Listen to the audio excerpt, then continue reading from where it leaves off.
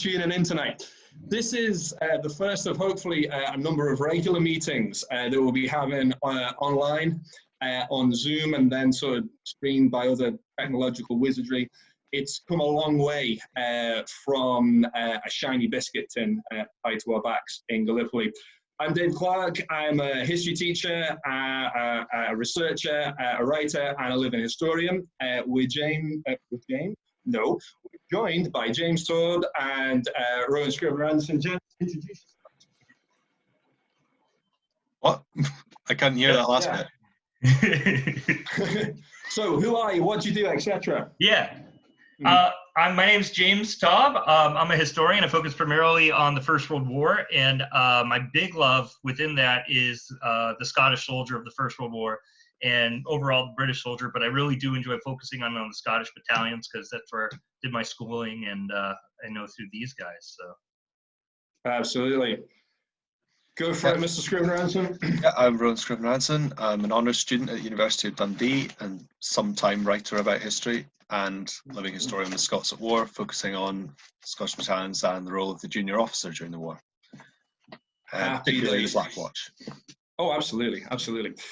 The book that we're going to be having a look at today is The First 100,000, which was first published, I believe, in 1915, and it came out under the pseudonym The Junior Sub.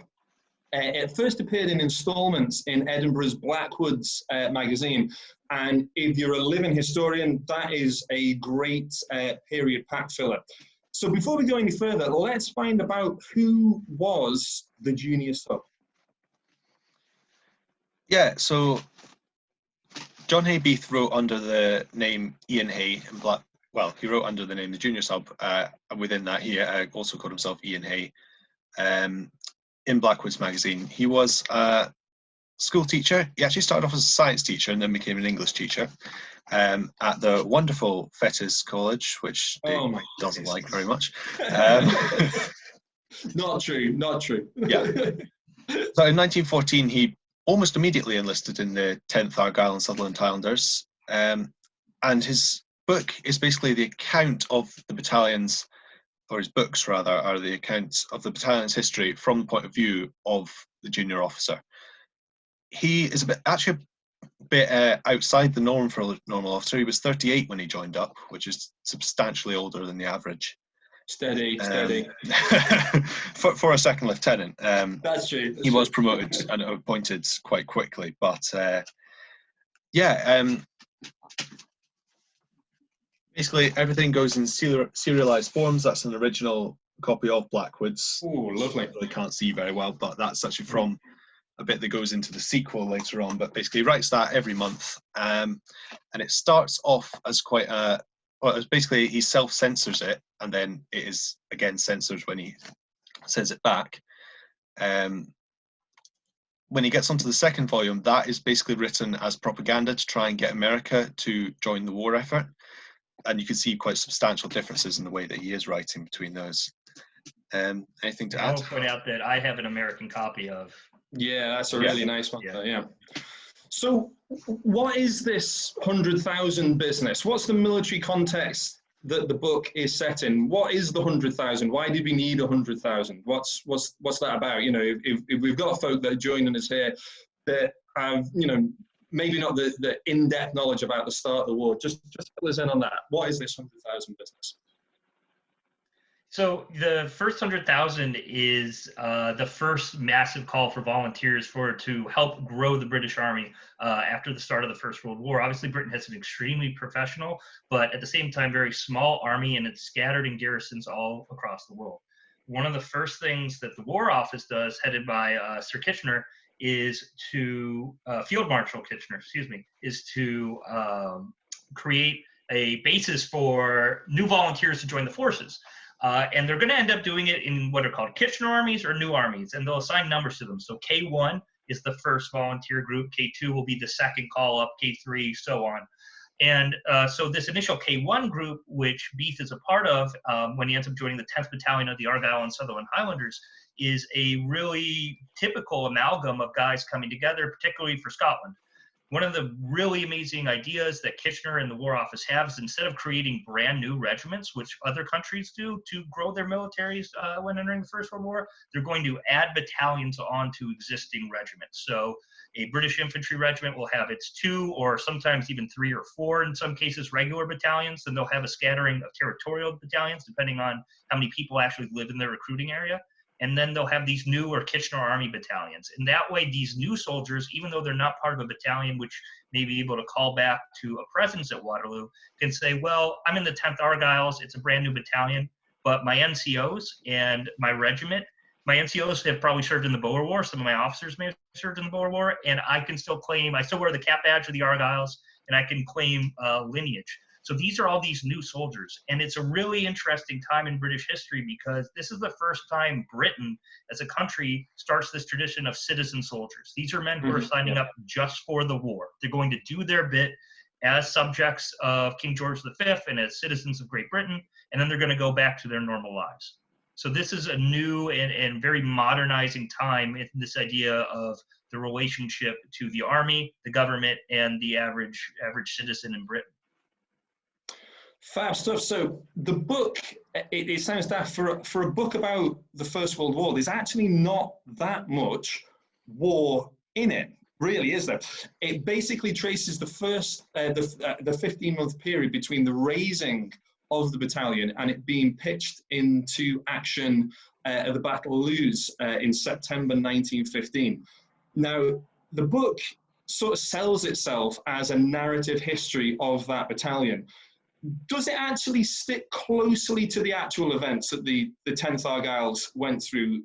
How useful is it as an account of the Battle of Loos? If you were to say to people, if you want to find out about the events of the Battle of Loos, would you recommend this book to them? Is it history or is it more of a fictionalized story? I actually would recommend it, and I'll let Rowan jump in at any point here. I'd recommend it because it is important to get that grand scale. Listen, the BEF under Sir John French is attacking to support the French offensive in Artois. That's all really important, and you do need that groundwork.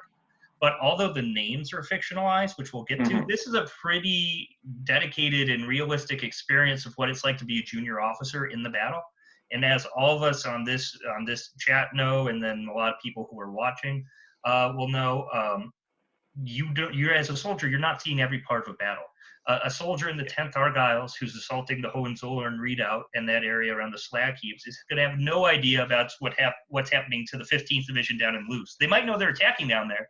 They don't know what's in fact, Beith mentions he knows there's another Scottish division attacking in the city, but he doesn't know who they are. So I think from a soldier's perspective, this is probably one of the best accounts, not only of the Battle of Loos, but of the experience of being a British soldier in combat and in training in 1915. And Rowan, I don't know if you also have something.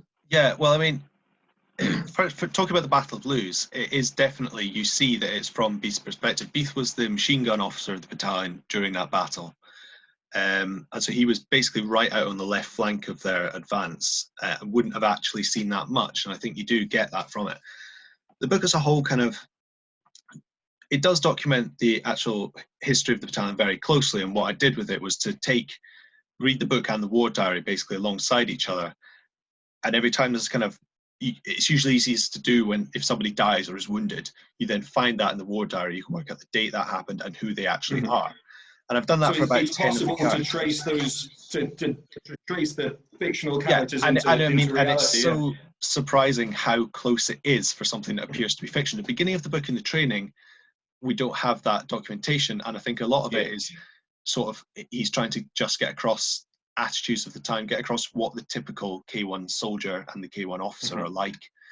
And he also does quite a lot of commentary on things like the suffragist movement and stuff as well. But when it actually gets into the war, and particularly, I'm just going to mention the second volume here a bit because that runs right through to the middle of the Battle of the Somme. You can pick out some really good examples, like there's a trench raid that they do which went a bit wrong and one of their own officers got injured.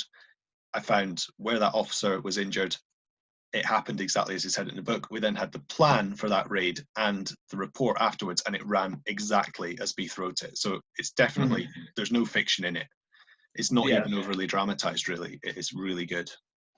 And I think one that actually sticks out to me in the first 100,000 especially is it's not actually in a battle, but it's describing a training scenario they're going through while they're still in England. Yeah. And he describes another officer. We don't know, maybe, and you guys might know more if he's actually talking about himself or it's just a story that comes through the battalion of coming upon a sentry from the same battalion, but who's playing the opposing force, and having him being tied to a string that he can pull to tell the the night attack with the Scouts. That's straight out of the scouting manual for the British Army before the war. That is what I was going to say about these beginning bits. Is there is no war diary for it, but what I realized is that you can take things like that, the exercises, and just look at the field service regulations and the manual of infantry training, and it literally reads like the manual. And I sort of thought, I don't know if he's written this later from the manual, and then I realized I was reading there's this other it's basically a collection of letters from Alexander Gillespie, an officer in the 2nd Battalion. What he comments is that the basically there's a part in the book where they go and learn off the regulars in the trenches before they start, and we get that exact what Beith writes about that. Gillespie writes about it from the point of view of a regular seeing these new guys coming in, and he is extremely impressed by the fact that they have more military training than he does, because they've trained 9 months before they come in. So actually, when Beith describes an exercise that's done to the manual, it probably was. Fab stuff. So the climactic chapters of the first volume seem to depict what to me looks like a fairly hasty committal to the battle. There seems to be an advance, then a prolonged and increasingly bitter attempt to hold on to the gains that the British Army have won on that day against increasingly solidifying German defences. Is this the reality of the Battle of Loos? What was the plan at Loos, and what was achieved, and does the first 100,000 reflect this? Yeah, so I think, for just basic overall point of view, Battle of Loos, the British infantry go over the top, actually commence their assault on 26th September 1915. And the point of it is not necessarily to achieve a breakthrough. And as we look about First World War historiography, especially when we talk about the British Expeditionary Force, it always seems like we're writing or reading that they're going to break through. This is the battle that they big push, yeah. That's not the BES objective at the Battle of Loos. They're going to contribute to attempt to a breakthrough, but their whole job is to keep German forces in Picardy and Artois kind of tied down for the French to make the breakthrough further south at areas like Vimy Ridge, which will become part of the British sector later on in the war and famously be taken by the Canadians in 1917 with the 51st Highland Division in support. So this is really a tying down action, and Beith mentions that. And I think that's fascinating that he actually says, listen, we know going in that our job is just to tie down and have as many Germans in front of us occupied as we can, because the main French attack is coming further to the south. So that's really the sense that I think he portrays that really well. And I would love to know personally, and if they knew that going in, or this is something they were told or read about in the newspapers later. But the objective that Beith is in as part of the 10th Argyll and Sutherland Highlanders, which themselves are part of 27 Brigade, part of the 9th Scottish Division, is going to be the Hohenzollern Redoubt, which is this large German redoubt that actually juts out into the British lines. And if this works, because this is our test run, I have the war diary of the 10th Argyll and Sutherland Highlanders open here, and we're going to take just a quick look. Tell me, can everybody see that? Oh, yes. Fabulous. Yeah. There we go. So this is actually a trench map that was issued to the 10th Argylls. This is from their war diary. And as you can see, the British trenches are just in black here, and the German positions are in red. And this is the Hohenzollern Redoubt. This is what they're talking about, needing to attack. And you can see how it's just jutting out in the British front lines. Over here, you would have other British troops from the 2nd Division attacking into the German lines. And so the need for the 9th Division to take this trench so that it wasn't able to fire down into the advancing British troops in either direction was imperative. We also know there's a slag heap further down there. So the objectives, well, for the British Army is to hold down the Germans in front of them. For the 9th Scottish Division is actually to take and hold these German positions. And as we'll see later in the book, that might not go completely according to plan. That's fabulous stuff. So obviously, like, do you want to jump in there, Ernie? Have you any other maps or anything to say? What I actually have is for sort of slightly later in it, but we might as well see. It's just on a point of the accuracy of the book as well. If I can, yeah, just go back to that. Can you see this? Oh, not just yet. Let's see. Why is that not working? Hold on a minute. You know what I'm gonna do? I'm gonna make you a go. There we go. Yes. Well, there we go. Yeah. Right. So started up. This is from the sequel, from Carrying On. But what you see here is from the 1916 map is the village of Longueval, which comes at the end of that sequel, which they attack. And this is just something I'm going to show you for how close the book follows the original. It describes an attack that takes place up a street which they've called Piccadilly, and you can see that marked here. And on the aerial photograph from last year, you can see we effectively have exactly the same shape in the town today. There's where the Piper's Memorial is, sort of in the centre there. Piccadilly still exists, and it's here. And one of the characters is killed halfway up Piccadilly. So we identified that he was based on a guy called Second Lieutenant Dickerson. We went out there last year and found this, overlaid the photographs, found the exact spot on the road, and basically we were able to, from what Beith had written, we were able to find exactly what had happened to that one person in that battle. So that is how close it actually is. It's lovely to see Princess Street there running away towards Delville Wood for any Edinburgh and Royal Scots fans there. That's incredible stuff. So obviously, a really nice link with the Battle of the Somme there. Obviously, the Battle of Loos was the first major committal of the new army into battle on the Western Front. Yet both the Battle of Loos and the presence of the new army there is largely forgotten or perhaps not even known about. Why do you think this is? And why is the Battle of the Somme much more synonymous in sort of like the eyes of the public with the new army? You know, when we think about the new army, we think a lot PALS battalions, first day of the Battle of the Somme.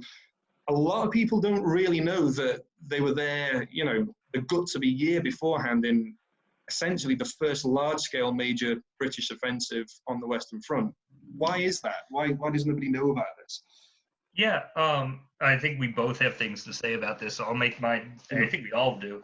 I'll make this super brief. I think 2 reasons. I think first off, while you have K1, which are the volunteers very heavily participating in the Battle of Loos, you don't have the famous PALS battalions at the battle. Yeah, that's it, isn't it?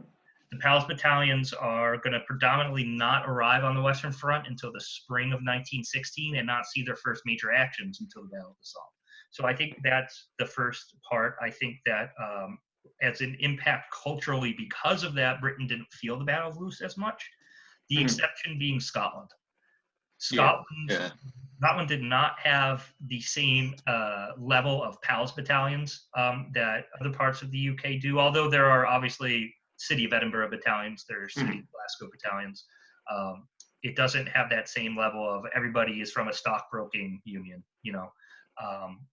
But Scotland does overwhelmingly feel the losses at the Battle of Loos. So I would say that it depends what part of the UK you're in. Similarly, what part of the overall empire you're in is similar. Australians will only remember one part of the Battle of the Somme, Battle of Poitiers. But if you're Canadian, you're probably going to particularly remember the fight around Courcelette. So that's where I think the big difference is. Yeah, I mean, I think certainly from a Scottish perspective and someone who spends a lot of time in Dundee, you know, Loos is generally obviously it's a big battle for the first Black Watch. It's they have massive losses, fourth Black Watch rather. I think it's kind of like Loos is seen as like the death of the Scottish territorials, and that the new armies aren't touched that much, even though they actually were. But yeah, I mean, what we see from Beith's books is by the time they get to the Somme, they're effectively on their second lot of recruits. They've already expended a lot of their men at Loos. It's not the same people that joined up in 1914. And of the ones that are, they are extremely experienced. They've had 9 months training and then effectively almost another year in the line. It is, yeah, there's always this kind of idea that at the Somme, these new army battalions were inexperienced, went over the top, you know, without proper training and things. And I don't think that's true for any of these Scottish battalions that have survived Loos. Yeah, that's perfect. That sort of brings us onto the next sort of thing that I wanted to look at here. Really, the book's divided into two sections. Really, it's actually literally part 1 and part 2 in the first volume. First part, obviously, concentrating on training, and then the second part on deployment. But there's actually only a comparatively short part of the book actually devoted to the Battle of Loos. And this is actually quite an elegant and fairly understated structural device to compare the length of time that it took to put, you know, this battalion into one piece, and then, you know, to contrast that with the short amount of time that it took to break the battalion at the Battle of Loos. Obviously, and this is something that Ian Hay quite honestly says, and you know, he says, you know, the battalion can never be the same again, because a lot of the characters, you know, that we've got used to, we've laughed along with, disappear. They're gone. They're dead. Obviously, these new battalions could never be the same again. So, do you think this first experience of battle was the breaking of them, or the making of these units with absolutely no history? Because obviously, as we were saying, they don't have any history of themselves to fall back on. So are they made or broken by the Battle of Loos? You know, where do we stand on this? Well, I think it's definitely the making of the officer corps in these battalions. With the men, it's kind of more difficult. Loos is, but statistically for the 9th Division, I believe that Loos is there are many more other ranks deaths than officer deaths, basically. And I think that can be attributed to the amount of training that they've had. But yeah, certainly they learned a lot of lessons from this, particularly company field officers learnt a lot from this. But yeah, personnel did change. I don't know if Jim wants to add to that. Yeah, I would agree. I would say I wouldn't choose one or the other. I would say it's both a death and a birth, because it's the death of this original sort of amateur part-time soldiery. And it's the birth of what becomes the most elite fighting force on the Western Front by the end of the First World War. You start to see men who are leading platoons and companies at Loos as battalion and brigade commanders when you're at Amiens in 1918. So so this is the birth of that, but also, you know, the death of many. And I'll quote another battalion's history, the 9th Scottish Rifles, who are also in 9th Division and are just next to the 10th Argylls during this assault. And they say most of their officer casualties are before they even leave their trenches. So there's just a huge percentage of loss here. Most of the officers of other Scottish battalions, 10th and 11th Highland Light Infantry, lose most of their officer cadre. 10th Scottish Cameronian Scottish Rifles lose most of their officer cadre. 9th Black Watch lose. Yeah, you can correct me. I think it's almost all of them. Yeah. So it's and those are in both 9th and 15th divisions. So you start to see this, you know, loss of guys who had just been training to be soldiers. You see the loss of a lot of men who were Boer War vets, leading battalions, leading companies. But then you start to get as well some of those officers who you'll recognize later on. I think a famous one from another Scottish example is Sandilands, who's the lieutenant colonel of the 7th Cameron Highlanders. He is leading a defense when there's no organization around him of the 15th Division on the 25th, 26th of September. And men from various units kind of gather around him. So you start to see the birth of this junior leadership that's going to win the war for the British. Yeah. Because you're going to discover that while these men were becoming casualties, these battalion and company commanders are out front and are the big names going into the war. By the end of the war, it's the lieutenants and the NCOs who are really the ones winning the battles. Yeah, this is certainly an interesting thing from my own research. researching the chaps that served from the school that I work at in Edinburgh, and it's very, very interesting to see the amount of men. I'm running at nearly 75% of the men that were privates in 1914, 1915 are commissioned at the tail end of the Battle of Loos and are the second lieutenants of the Somme. And obviously, if they survive that far, sort of like the captains of the Battle of Arras and then beyond into 1918. And that sort of skill and that sort of knowledge is pretty incredible, isn't it? Yeah. When you think about it. I mean, that's one of the things that the book really tries to bring across, because you have sort of the most useless privates in the training phase, and by the end of the second book, you have sort of the one that it follows, Mucklewain, being the company sergeant major. I mean, it's and you have guys like Private McSnape, who was the scout who had the thing tied to him, becoming, I think, a colour sergeant and stuff. And obviously Bobby Little, who Beith is based on, was sort of based on Captain Ailing as well. But going right through being a company commander and then ending up on, is it staff college he's at, or he's doing something, training in the UK as a major, I think. So it's these big jumps in a very short amount of time. Yeah. The average age of a battalion commanding officer in 1914 is, I think, 44. By the end of the war, it's 28. Yeah. Something that sticks in mind like that. Yeah. You know, sort of like accelerated evolution, very accelerated, unfortunately. So if we take a look at the first half of the book, it's devoted, as we said, entirely to the raising and the training of the unit. And one of the nice things about this book is the amount of humour that is in there. Yeah. You know, fairly clueless rank and file, dugout officers, the old and bold NCOs who are sort of hoary old Boer War veterans. Yeah. It's obviously very funny, and it makes the book a really engaging read. But does this hide a rather unpalatable truth? There is one of the most moving parts of the book for me was the story of a wee laddie, wee Peter, who is underheight, underweight, basically not really fit to soldier, and you know, bless him, he breaks down under the strain of soldiering and presumably dies from something like, you know, pneumonia.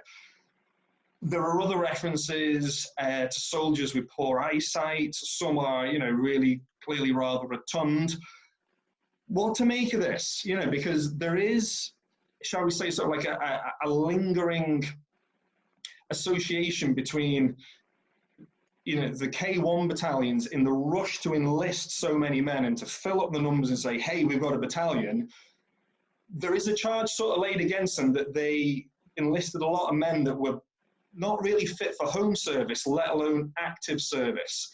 And compared to the K2 units, who you might think would actually be of like lesser physical standing, a greater degree apparently was taken over, you know, a greater degree of care was taken over their recruitment. Was there this appreciable difference between K1 and K2 in terms of their, you know, like the physical quality of the soldiers and their ability to soldier when it came to the sharp end?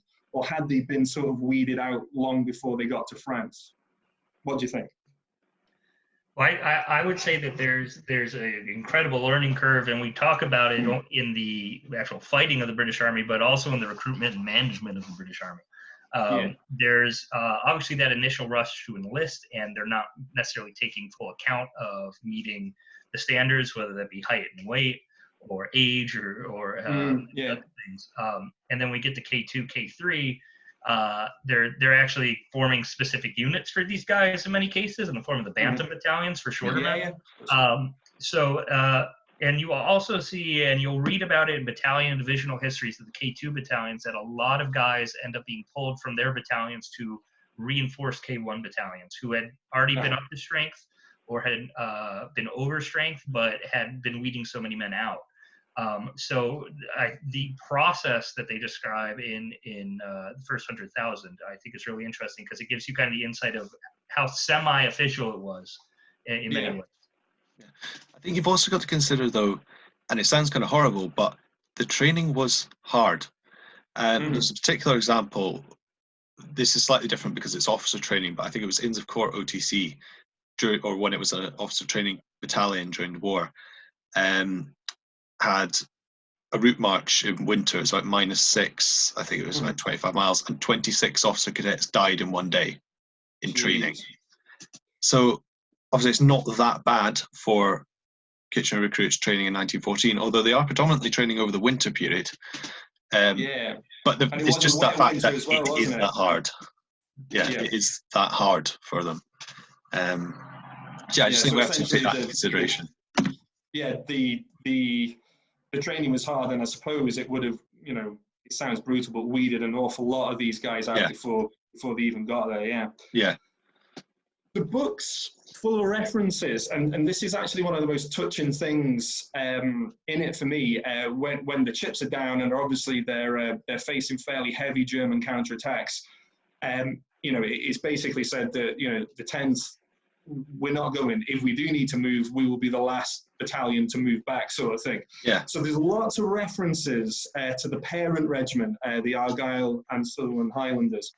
And many of the characters, especially the officers, are very conscious of the fact that they need to make the old regiment proud, to sort of play the game, and become part of the regimental history.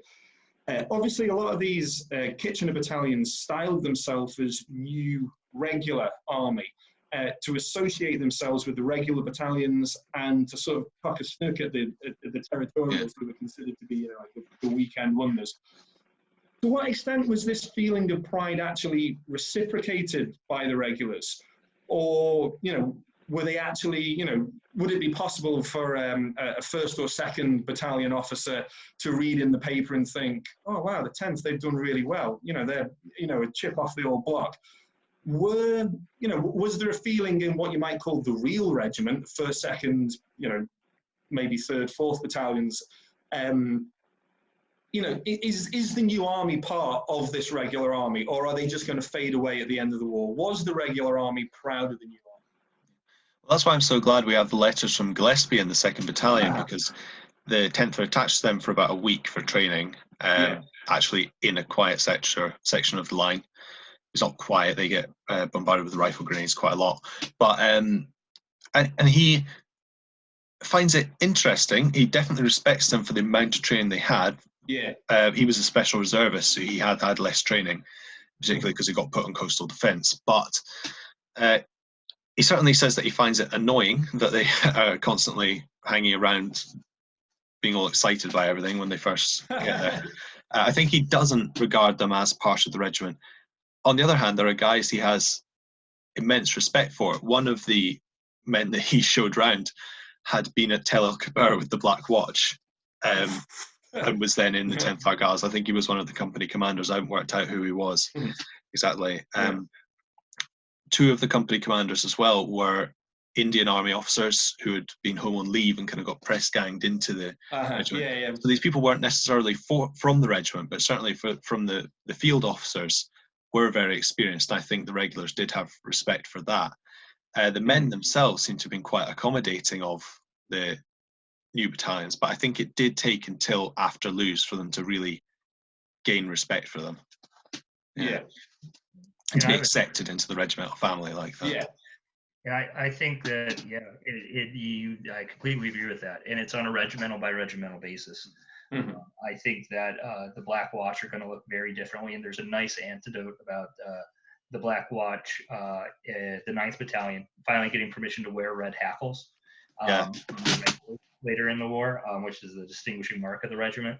And the same thing happens with the Canadian Battalion of the Royal Highlanders of Canada, who associate themselves with the Black Watch, and after Passchendaele, when they run to the 1st Battalion, they get permission to wear the red hackles.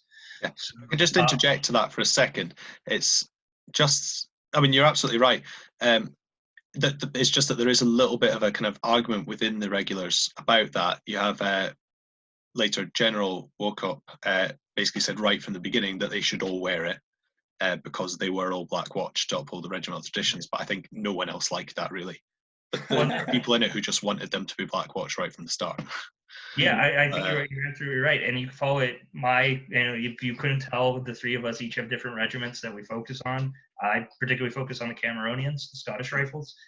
And you have similar issues, apart from the fact that the two regular battalions hate each other until the Battle of Festubert, when they actually have to pull members of the 1st Battalion to the 2nd Battalion because of how horrible the loss is. Only one officer leaves Festubert with the 2nd Scottish Rifles, Lieutenant Kennedy. And so you get that mix. You have also the mix of the territorials who are trying to be taken seriously and might not be. And then you also have the new Army battalions. There's a great account of the 9th Scottish Rifles where a young officer comes to them having served with the regulars and being on leave in the UK is assigned to this new Kitchener Army Battalion, and he does not like what he sees at all. He's got guys with brass buttons as compared to the black buttons that they're issued. And obviously, when they get to the front, not marching at rifle pace with the rifle not at the trail. Awful, dreadful. He absolutely hated it. And by the time you get to the front, you have those issues. But so I think you also have to look at it not only through lens of hate, but lens of competition or disdain. Yeah. There's always the competition between the regular battalions that will grow to the new Army battalions. And by the time you actually get to late 1916, 1917, when so many officers and men have been mixed in, and by the time that you might get draft men from the Royal Scots and they're sent to a battalion of the HLI because we just men there, that's where it starts to vary. Okay, just keeping on with the theme of sort of like regulars and new army and territorials, there's an extended piece in Hay's book in which he goes to lengths to discuss the shooting on the range and how sort of like marksmanship built unit ethos and what he called cachet. And there was certainly, like a certain swagger about a lot of these new army battalions. The thing here was, obviously, sort of like the new army was trained on, certainly in terms of musketry, exactly the same lines as the territorials. So where does this idea emerge that the new armies were in some way superior to the territorials? How justified was that? Is there much of a difference? I mean, obviously, at the start of the war, there will be a big difference between a regular battalion and a territorial battalion. But by 1915, is there an appreciable difference between a territorial battalion and a new army battalion in terms of its training, its performance, experience? What do you think, 1915, 1916? Well, I mean, yeah, before early 1915 and before 1915, there, as I've said before, there's the 10th Argylls go on a 9-month course, including musketry, and that's their training. They do that all in one go. And the territorials have one annual camp, like 2 weeks of annual camp a year, and some weekends. So that certainly at the start, new armies have probably got the best of it, although the territorials are obviously going over first mostly. By about 1915-16, I don't think there's really anything in it, but I think there's still always kind of a stigma around the territorials that they are Sunday soldiers and not proper, even though quite a lot of them have been reinforced by that point anyway. I think it's just a sort of psychological thing, not a realistic manifestation of training. Yeah, I think there are multiple layers to it as well, including the fact that they go over first with less training than the new army units did when they first went over. So they're going to have a much harder time adapting than the new army units would. And because they're also hitting most of the territorial battalions starting to arrive in November of 14 are going to be hitting the BEF at a time when they're trying to figure out how they're operating. You also have that stigma which carries with them through the war. You have very strong political connections in the territorials, which also would definitely have lots of issues. You have the fact that many of them did not volunteer to go overseas, and new army men, if they volunteered as part of K1 through K3, K4, volunteered. They're going on there, There was no question that they were going to be sent into a combat zone, or at least overseas, whereas originally territorials didn't necessarily have to. I think that is an issue as well that plays in, and then taking it a little bit pre-war as well. I think the territorials as part-time soldiers, and especially groups like the yeomanry, have this issue of being seen by many working class people as strikebreakers. Yeah, especially in Scotland, you know, in the industrial regions of sort of like Ayrshire, Lanarkshire, Glasgow, going back to the 1820s, and sort of, you know, that whole sort of Peterloo area of industrial unrest. Yeah. Yeah, So, and particularly because in 1914, the coal strikes, the dock strikes are still very, and the rail strikes are very raw in memory. And there is a case huge in Dundee. strikes in Leith, obviously, as well. And in Dundee, they brought the first Black Watch in to deal with it, but the fourth Black Watch, when they went for their training, got the abuse for it because they're wearing the same uniform. So to conclude, then, obviously, before the war, there had been no plan to raise the new armies, really. So this concept of, you know, the new armies, the Kitchener battalions, was a bit of a surprise concept, you might say. So here's one for you, plain devil's advocate. Could it be argued that the new army actually made no real contribution when they were needed most? In terms of the fact that if you think they're raised in 1914, they're not seeing action until the end of 1915, really. And, you know, by virtue of the length of the training, they don't especially help the regulars when they were needed to, and they actually disrupt the training of the territorial force. Because obviously, the territorials are thrown onto coastal defense, and then are sort of fed into battle piecemeal in a fairly haphazard way at times. So, did the new army actually fail to deliver the goods? You know, because if you think about it, by the time that British industry was really geared up to deliver the crushing blows of 1917, 1918, we're not really dealing with territorials or regulars or, you know, new armies. We're dealing with huge sort of like industrial equipped, you know, conscript armies. So to what extent then did the new army really help Britain at the time that it was needed? Was the concept flawed? And, you know, did the men within it make a success of the scheme in spite of itself rather than because of itself? What do you think? Did the new army fulfill the idea that it was set out to do? Where do we stand on this? I personally think that it did accomplish its mission and was there at the time of need, for the reasons that, if you look at it tactically at the Battle of Loos, it's the new army divisions that are achieving a lot of the breakthroughs. Yeah, that's paradoxical, isn't it, really? You know.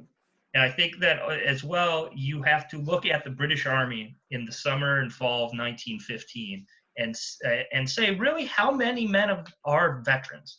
And if you say, there's an amazing new article, if you're a member of the British Journal of Military History, Society of Military History, Society of Army Historical Research, by Dr. Spencer. There's like 50 of them. Dr. Spencer Jones wrote an amazing article on the 28th Division at Loos in the latest issue. And these were men much like the other later regular divisions that have been pulled from overseas garrisons and don't really start to arrive in force until early 1915. So these men are developed on pre-war training, and the war has evolved without them. So they will be treated just like new army or territorial guys when they show up, because they haven't seen this war. They might have been in the Boer War. They might have fought in some actions on the Northwest frontier, but this is a new war for them too. So I think when you're really looking in the British Army in 1915, while the identities of the units being regular, Kitchener, or territorial are important, the way in which they fight and the uses they have are not as important, because they're all going through a similar learning process of how to adapt and how to overcome in this type of warfare.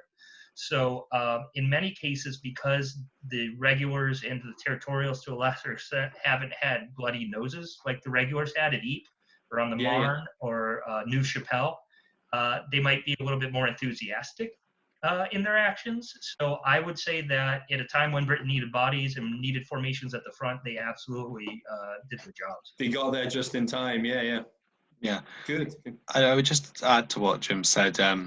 Yeah, so obviously the new armies are coming into the line, well, to the front, straight from this quite long period of training. And as I've said, we have the letters from Gillespie explaining how the training continued in the front.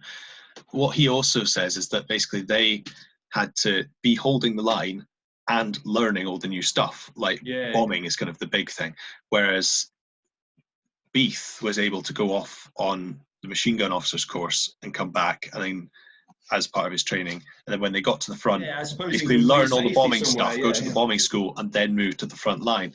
They get to sort of learn all this while they're enthusiastic, as Jim was saying. And yeah, I wouldn't say they become anything better than the regulars or territorials, but they're certainly no worse. It's just a different way of doing it. But the way they are trained does make them trained for the evolving war, rather than being trained for service in India or whatever. Yeah. Superb. Well, thanks very much, gentlemen.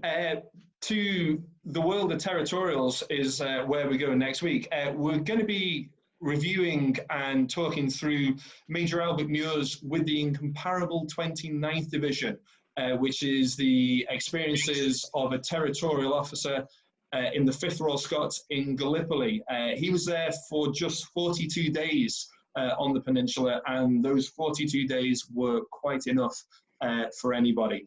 So we'll post a link for places that you can download the book for free and read that, and we'll hopefully see you all here next week. Thank you very much, folks. Thank you very much. Thanks. Cheers, chaps.